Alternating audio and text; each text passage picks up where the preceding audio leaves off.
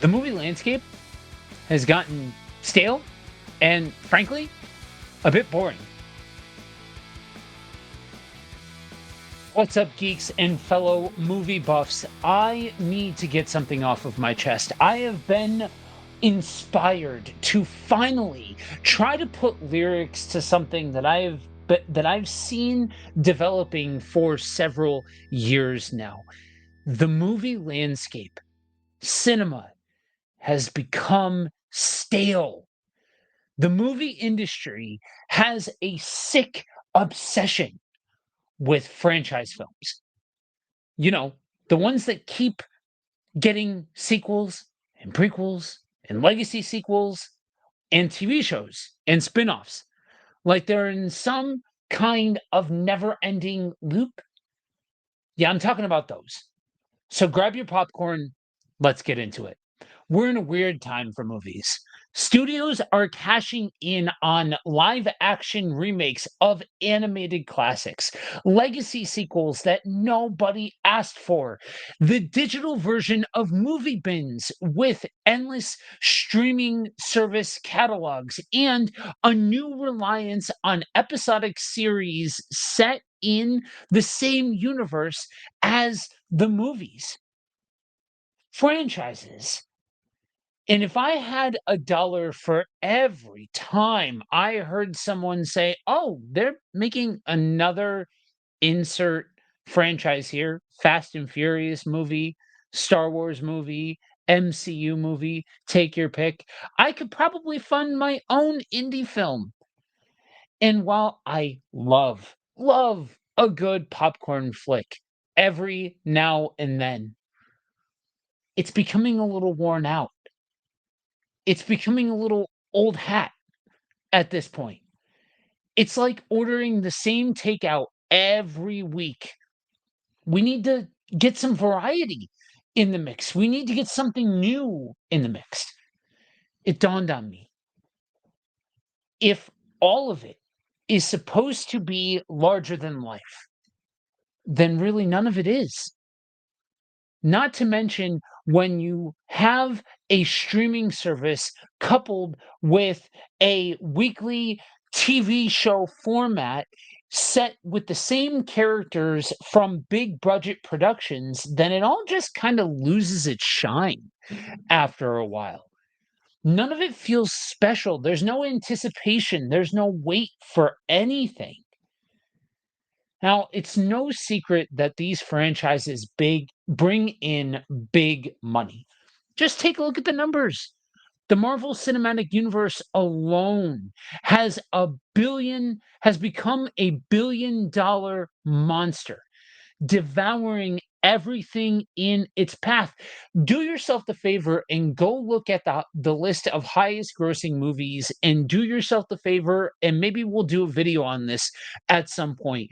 The history of the highest grossing movie, because for a long time that stood uncontested. For a long time, that was the proverbial 3 minute mile where nobody thought that it could be broken, and then somebody broke it, and then after that another person broke it and another person broke it because it was proved possible.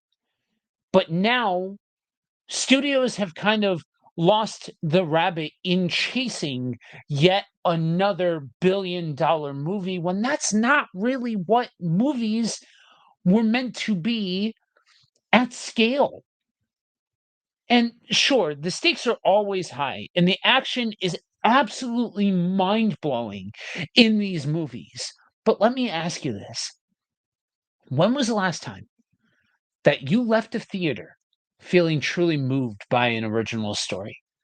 Where you watch something and you're like, yeah, no, this is going to stick with people for generations. Because all of these movies that we are rehashing, all of these movies that are getting the sequels and the prequels and the legacy sequels and the spin offs and the TV shows and all of these readaptations and these live actions, they're all stories that impacted generations. Where are the news stories that are impacting generations? And the problem is in chasing these franchises that need to be put to bed and appreciated for what they are, but need to be put to bed. We've muscled out any of the new voices telling new and different stories. When was the last time you saw a captivating character and thought, wow, I just connected with that person on the screen? At the time that I'm recording this, Sinners is taking the world by storm. And I will admit, it is always been easiest for new stories to be told within the horror genre because it is generally cheaper to make a horror movie than an action movie or a comedy or a superhero flick or any of these other genres. It's usually cheaper to do horror. And generally, that allows for more experimentation and more stories to be told and all of those kinds of things.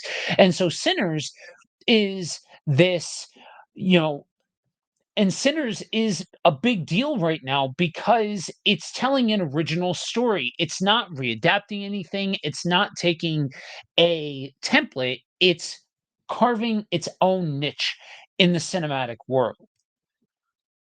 We have to take that into consideration. We have to actually pay attention to the fact that we are heralding a movie that's telling an original story because it's the exception and not the rule in the modern landscape. Growing up, I remember when each movie felt like an adventure into uncharted territory.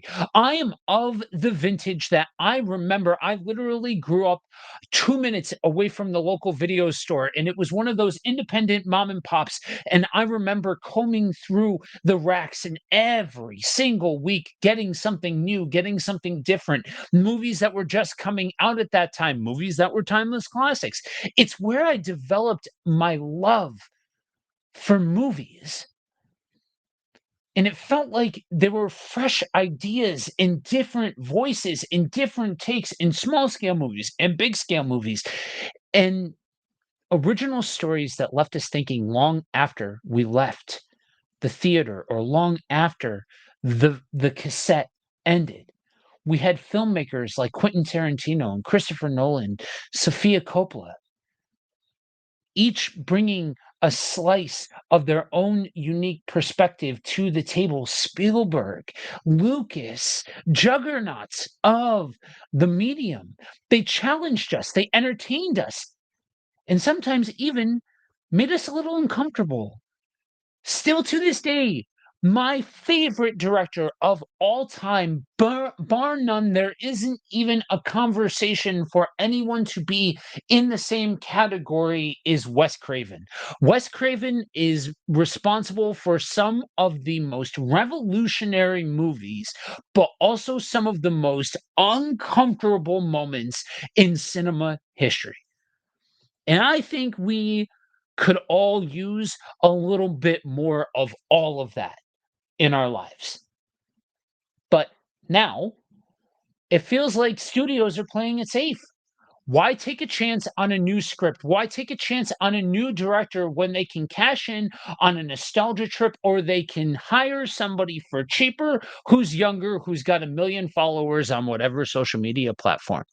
I don't mean to be cynical, but that's literally what's happening. I have a news flash. There are so many incredible, diverse voices out there just waiting to be heard.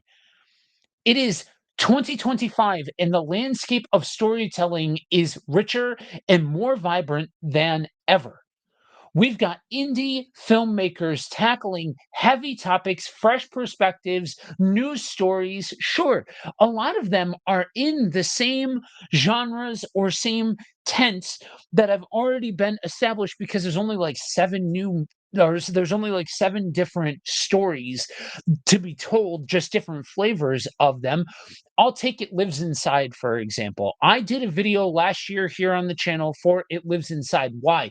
Because I love the paranormal horror genre. I love that niche of movies. And I had said for a long time, okay, great.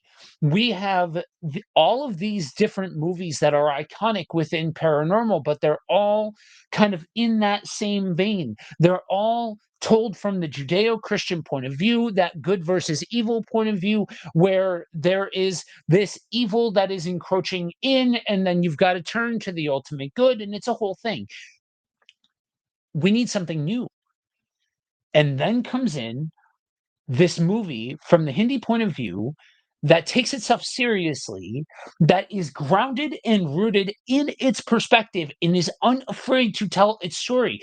Can you see some of the same tropes of paranormal horror all without that movie? Absolutely. We're not reinventing the wheel here. We're not splitting the atom. But we are giving a platform for somebody who started off on the festival circuit to tell a different story. And that's where we as the audience have more power than we realize. We as artists have more power than we realize. Take Chris Stuckman, for instance. This legendary YouTuber in the cinema space turns around and says, you know what? I'm gonna do it. I'm gonna put my money where my mouth is and I'm gonna make a movie. Well, it's gonna come out later on this year. He's somebody who decided to go for it. Artists have power that they don't realize. When we support original films, whether through buying a ticket, streaming it on platforms, or sharing our favorites with our friends, going to your local library and finding the hidden gems of the digital versions of these film festivals. Not all of them are available, but a lot of times what they do is they pick their greatest hits and they make them available for free for everybody. And even if they're not free, a lot of subscriptions that you don't realize are available through your local library. Yes, the landscape is wide, and that means that we have to go out of our way to try and find those hidden gems. But doing that helps to show studios and helps to show executives that they can't just get away with continuing to fail upward. Christopher Lee said many years ago that the entire movie industry is about successfully failing upward, where these executives, no matter how good the movie is, no matter how much money it loses, they have set themselves up in a position to be able to fail upward. And we need, as consumers, to stand up and say something about it, to stand up and do something about it. I I hate the fact that a franchise that I love dearly in Star Wars has become so old hat that, oh, another one's coming out. I don't care. I remember when the prequel trilogy was coming out. Phantom Menace, that was an event. The Force Awakens, that was an event. Those movies were events when they came out because all we had were those original three. All we had was the trilogy. I remember when this was all new and exciting. I remember when the MCU was new and exciting. Now, the idea of the MCU and if it's dead and should we get just superhero fatigue and the whole 9 yards, that's its own conversation. I don't believe superhero fatigue is a thing, but I am also a longtime comic book fan and I understand the cyclical nature of comic book storytelling. But you have to convince people to come out of their homes to watch stuff. We have all of these platforms today, streaming services that are flourishing. And yes, that is creating an alternative path for festival movies to be able to get an additional leg of their journey, to get an additional life. But you also now have to convince people to come out of their homes and spend, frankly, too much money on a theater going experience and justify that to them when if they know It's just going to hit streaming services in and frankly too short of a period of time, then you might as well just watch it from the comfort of your own home. I mean, have you ever found a film so good that you just had to tell everybody about it? That's the magic of storytelling. That's the magic of captivating an audience. To be riding the franchise wave, let's change what we put our money behind. When you see something new and different coming along, go check it out. Check in with your local independent movie theaters. I happen to have an independent movie theater near me, and they have film festivals twice a year. They have different showings that don't show up in the big chain theaters. Check in with them, see what's available, and be willing to take a risk on something different. Support smaller titles, go out of your way to look for these different movies and be able to cast your vote into the mix. Let's champion creativity together and show studios that they need to try, because I don't think movie theaters are going anywhere. There's too much money involved. I don't think cinema is dying. But we are fooling ourselves if we think that it is anything other than stale and repetitive. And I just simply have to believe in my cinephile heart of hearts that if studios put more money behind independent films, that we wouldn't be in this mess, that we would give people a reason to go out to theaters once again. Together, we can revitalize the movie industry. We can ensure that it's not just about profits and formula, but about magic, connection, and narrative brilliance. Now, if you enjoyed this rant, or if you care a lot about movies like I care a lot about movies, then do me a favor and give this video a thumbs up. I love making video essays like this. I love getting in front of the mic and just ranting passionately because I love movies and I want to see new movies. I want to see a new day dawn for cinema, but I also need to know that you enjoy hearing these things. So, if you would share with a friend, drop your favorite original film in the comments below, and let's champion creativity together. Until next time, keep watching, keep sharing, keep believing in the magic of cinema. Peace.